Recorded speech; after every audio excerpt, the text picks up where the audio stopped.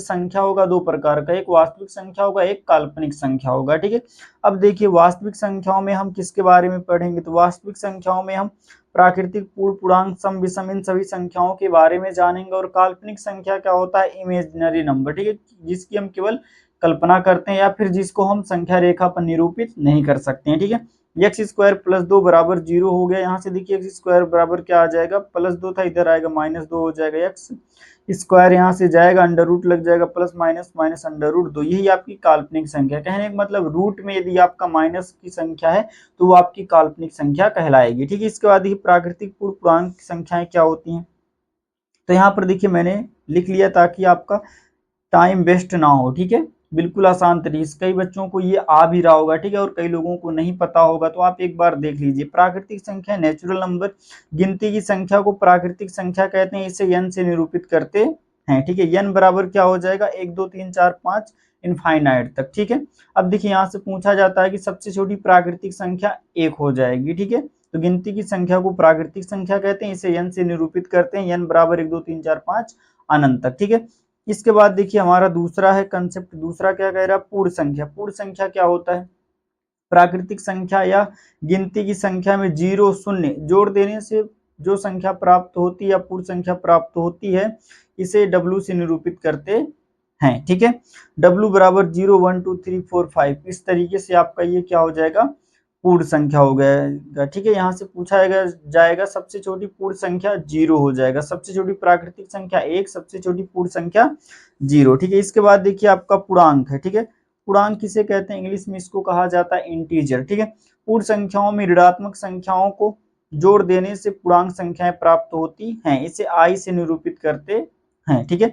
पूर्ण संख्याओं में यदि आप ऋणात्मक संख्याओं को जोड़ देते हैं, पूर्णांक संख्याएं प्राप्त होती है, इसे आई से लिखते हैं, कैपिटल आई से, ठीक है। अब देखिए यहाँ से हमने पहले यहाँ पर प्राकृतिक संख्याओं को लिख लेना है, ठीक है। इसके बाद इसमें 0 जोड़ देना, तो ये आपका पूर्ण संख्या हो गया, और इसी में आपको माइनस की संख्याएं लिख देना अनंत तक, ठीक है, इधर भी और इधर भी। तो ये आपका क्या बन गया, पूर्णांक। और पूर्णांक दो टाइप का होता है, धनात्मक संख्याओं को धनात्मक पूर्णांक, ऋणात्मक संख्याओं को ऋणात्मक पूर्णांक। 0 ना तो धनात्मक पूर्णांक है ना ही ऋणात्मक पूर्णांक है, ठीक है, आपको ये भी याद रखना है। इसके बाद देखिए धनात्मक पूर्णांक क्या होता है, हमने आपको बता ही दिया, इंग्लिश में इसको कहा जाता है पॉजिटिव इंटीजर, ठीक है। धनात्मक प्राकृतिक संख्याओं को धनात्मक पूर्णांक कहते हैं, इसे आई प्लस से निरूपित करते हैं। तो देखिए आई प्लस बराबर आपका हो जाएगा मतलब ब्रैकेट 1 2 3 4 5 ऐसे अनंत तक, ठीक है। इसके बाद देखिए ऋणात्मक पूर्णांक क्या होता है, निगेटिव इंटीजर, ऋणात्मक संख्याओं को ऋणात्मक पूर्णांक कहते हैं, इसे आई माइनस से निरूपित करते हैं। तो आई माइनस बराबर देखिए -1 2 3 4 5 ऐसे अनंत तक, ठीक है। ये आपका क्या हो गया, ऋणात्मक पूर्णांक, निगेटिव इंटीजर। इसके बाद देखिए सम संख्या। सम संख्याएं क्या होती हैं, जो संख्याएं 2 से पूर्णतः विभाजित हो जाती हैं उसे सम संख्या कहते हैं, ठीक है। एग्जाम्पल के लिए 2 4 6 8 10 12 14 16 ये सब क्या है आपके सम संख्याएं, ठीक है। इसके बाद देखिए हम आगे भी देख लेते हैं। इसके बाद देखिए विषम संख्या को इंग्लिश में कहा जाता है ओड नंबर, ठीक है। जो संख्याएं 2 से पूर्णतः विभाजित नहीं होती हैं उसे विषम संख्या कहते हैं। 1 3 5 7 9 11 ये सब क्या है, विषम संख्याएं, ठीक है, जो 2 से पूर्णतः विभाजित नहीं होते हैं। इसके बाद देखिए भाज्य संख्याएं क्या होती है, इंग्लिश में इसको कहा जाता है कंपोजिट नंबर, ठीक है। वे संख्याएं जिनका एक और स्वयं के अतिरिक्त एक और गुणनखंड हो उसे भाज्य संख्या कहते हैं, या फिर जिसके 2 से अधिक गुणनखंड होते हैं उसे हम भाज्य संख्याएं कंपोजिट नंबर कहते हैं, ठीक है। यहाँ पर आप एग्जाम्पल देख सकते हैं, जैसे 4 है, 4 2 से भी कटेगा, 1 से भी कटेगा, 4 से भी कटेगा, ठीक है। स्वयं और एक के अलावा यहाँ पर एक गुणनखंड और है, ठीक है। तो ये भाज्य संख्या है। अभाज्य संख्या क्या होता है, प्राइम नंबर वे संख्याएं जिनका एक और स्वयं के अतिरिक्त अन्य कोई गुणनखंड नहीं होता है उसे अभाज्य संख्या कहते हैं, ठीक है। अभाज्य संख्या प्राइम नंबर जिनका एक और स्वयं के अतिरिक्त अन्य कोई गुणनखंड ना हो उसे अभाज्य संख्या कहते हैं। इसके बाद देखिए सहभाज्य संख्या क्या होता है, सहभाज्य संख्या आप ऐसे भी जान सकते हैं कि जिसका HCF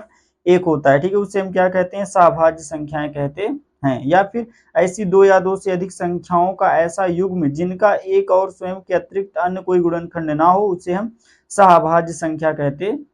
3 5 7 11, ठीक है, ये आपका क्या हो गया, सहभाज्य संख्या हो गया, क्योंकि यहाँ पर 3 और 5 के अलावा 1 के अलावा यहाँ पर इसका कोई उभयनिष्ठ गुणनखंड नहीं है। या फिर जिसका HCF 1 होता है उसे हम सहभाज्य संख्या कहते हैं। HCF क्या हो, 1 हो, उसे हम क्या कहेंगे, सहअभाज्य संख्या कहते हैं, ठीक है।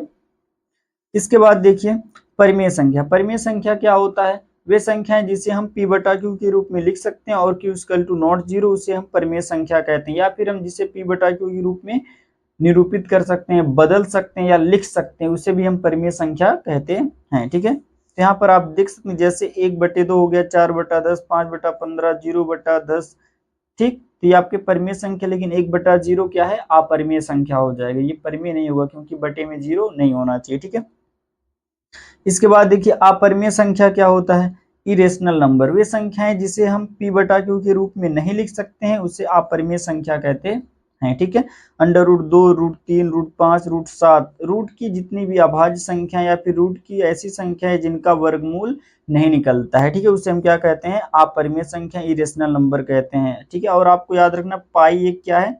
अपरिमेय संख्या, और इसका मान 22/7 वो परिमेय होता है। ठीक है, वास्तविक संख्याएं, परिमेय और अपरिमेय संख्याओं को हम वास्तविक संख्या कहते हैं। ठीक है, परिमेय और अपरिमेय संख्या